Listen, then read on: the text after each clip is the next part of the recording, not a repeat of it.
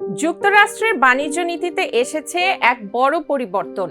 যুক্তরাষ্ট্রের trade representative বা USTR trade act 1974-এর section 301-এর অধীনে তাদের 7টি প্রধান বাণিজ্য অংশীদারের জন্য একটি দীর্ঘমেয়াদী শুল্ক কাঠামো ঘোষণা করেছে। আর এই নতুন নীতিতে প্রতিযোগী দেশগুলোর তুলনায় কিছুটা সুবিধাজনক অবস্থানে উঠে এসেছে বাংলাদেশ, যার বর্তমান শুল্ক হার গড়ে 26%। নতুন এই কাঠামোর আওতায় যুক্তরাষ্ট্রের বাজারে বাংলাদেশি পণ্য প্রবেশের ক্ষেত্রে শুল্ক নির্ধারিত হয়েছে অতিরিক্ত 10%। অন্যদিকে বাংলাদেশের পোশাক রফতানির প্রধান প্রতিযোগী চীন, ভিয়েতনাম, থাইল্যান্ড, বাহরাইন ও মিশরের উপর ধার্য করা হয়েছে সর্বোচ্চ অতিরিক্ত 12.5% শুল্ক।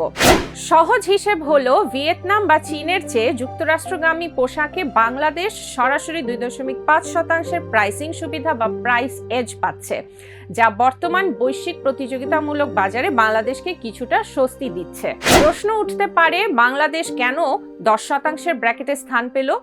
ইউএসটিআর এর তথ্য মতে ভারত, পাকিস্তান, শ্রীলঙ্কা ও বাংলাদেশে ফোর্সড লেবার বা জোরপূর্বক শ্রম দ্বারা তৈরি পণ্য আমদানি বন্ধে পরিকল্পনা রয়েছে। নীতিগত এই অবস্থানের কারণে বাংলাদেশকে এই 10% শুল্কের ব্র্যাকেটে রাখা হয়েছে।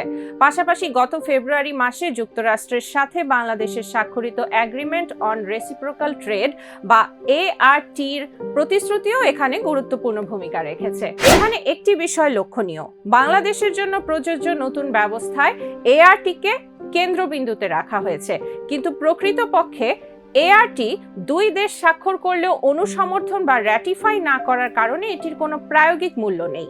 যুক্তরাষ্ট্রের এই পদক্ষেপের কারণে ধারণা করা হচ্ছে এআরটির প্রায়োগিক মূল্য না থাকলেও রেফারেন্স হিসেবে এটিকে ব্যবহার করবে ওয়াশিংটন। নতুন ব্যবস্থায় শুধু শুল্ক সুবিধাই শেষ কথা নয়। ইউএসটিআর ইঙ্গিত দিয়েছে বাংলাদেশ সহ কয়েকটি দেশের জন্য শিগগিরই একটি ট্যারিফ রেট কোটা বা টিআরকিউ ব্যবস্থা চালু করার সম্ভাবনা আছে, যা 3 বছরের জন্য বলবৎ থাকবে।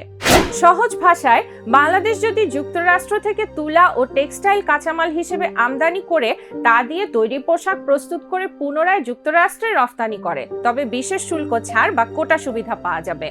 সঠিক কূটনৈতিক আলোচনার মাধ্যমে এই টিআরকিউ সুবিধা নিশ্চিত করতে পারলে বাংলাদেশের তৈরি পোশাক খাতের রফতানি আরও উল্লেখযোগ্য হারে বৃদ্ধি পাবে। মার্কিন বাজারের এই নতুন শুল্ক নীতিকে স্বাগত জানিয়েছেন বাংলাদেশের তৈরি পোশাক রফতানিকারকরা। স্প্যারো গ্রুপের ব্যবস্থাপনা পরিচালক শোভন ইসলাম জানান, অতিরিক্ত যে কোনো শুল্কই ব্যবসার জন্য চ্যালেঞ্জিং, তবে প্রতিবেশী দেশগুলোর তুলনায় এই 2.5%-এর সুবিধাটি এমন এক সময়ে এসেছে যখন দেশীয় কারখানাগুলো গ্যাস বিদ্যুৎ সংকট ও উৎপাদন খরচ বৃদ্ধির মতো কঠিন পরিস্থিতির মোকাবেলা করছে। যুক্তরাষ্ট্রের এই নতুন শুল্ক নীতিতে বাংলাদেশ যে 2.5%-এর সুবিধা পেল তা ব্যবসায়ীদের জন্য সাময়িক স্বস্তি তৈরি করেছে। তবে এই সুবিধাকে দীর্ঘমেয়াদী করতে হলে দুটো কাজ অত্যন্ত জরুরি। 1, দেশের অভ্যন্তরীণ জ্বালানি নিরাপত্তা ও উৎপাদনশীলতা বাড়ানো, এবং 2, মার্কিন সরকারের সাথে দ্বিপাক্ষিক আলোচনা জোরদার করে এআরটি ও টিআরকিউ এর সর্বোচ্চ সুফল নিশ্চিত করা।